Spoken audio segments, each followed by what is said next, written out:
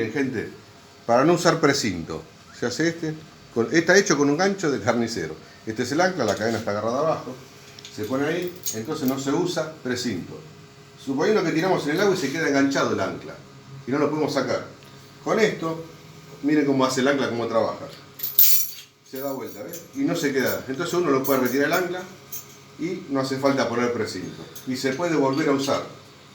Lo dan vuelta y le vuelven a poner el mosquetón. Y ya está listo para tirar de vuelta. Bueno, espero que les sirva.